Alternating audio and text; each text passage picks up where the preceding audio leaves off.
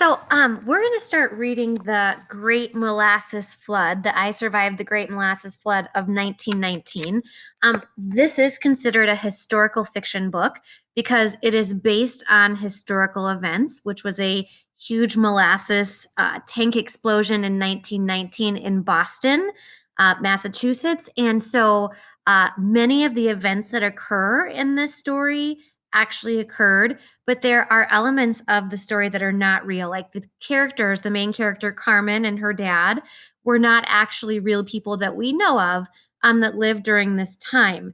However, the things that they participated in, like they were immigrants to this area, were things that many people experienced. So I want you to listen to how this historical fiction story has a lot of elements that are very realistic. And for the historical side of things, as well as the characters, they've developed characters that were not actually real, but I want you to look at how they seem realistic. Chapter 1. Wednesday, January 15th, 1919, around 12:30 p.m., the North End, Boston. 12-year-old Carmen Grasso was drowning. She was caught in one of the deadliest disasters in the history of Boston. A gigantic wave had crashed into the streets, a swirling, raging monster moving faster than a train.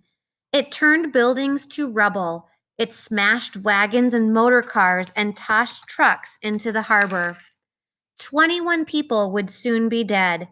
Many more would be fighting for their lives. This killer wave wasn't made of water. It didn't come from the sea. The monstrous wave was made of a thick brown syrup, molasses. For years, millions of gallons of sticky molasses had been stored in a building-sized metal tank. The hideous tank loomed over Carmen's neighborhood, blotting out the sun. And in one ear-splitting moment, the molasses tank had exploded apart. Carmen and her best friend Tony had watched in horror as the tank began to shake, as its rounded steel sides bulged in and out. The tank seemed to have come alive, as if it were boiling with fury, ready to destroy. And then suddenly, thousands of steel bolts that held the tank together let go. Bang, bang, bang, bang, bang! They blasted through the air like bullets fired from a machine gun. Seconds later, the metal tank blew apart completely. Jagged chunks of metal whirled through the air like knife-winged birds.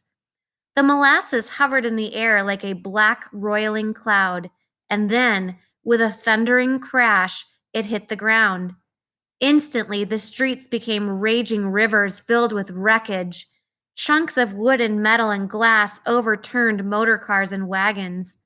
Horses whinnied in fear. Screams of terror rang out. Run! Get out of the way! Help me! Carmen ran for her life, Tony right behind her, but the wave was moving too fast. Within seconds, the swirl of thick syrup had caught them. The molasses wrapped itself around Carmen's legs like millions of powerful snakes dripping with slime. It rose up to her waist, to her chest. She had to do something. And then she saw it, a broken wagon floating toward them. She and Tony both managed to climb on until a huge hunk of metal from the tank rammed into the wagon. Carmen tried to hold on as the wagon nearly flipped, but she slipped off and sank into the swirling flood of ooze. Carmen! Tony screamed. It was the last sound Carmen heard as the molasses rose up over her head and swallowed her whole. I will continue reading this to you, and we're going to look at elements of this story as we are writing I Survived stories.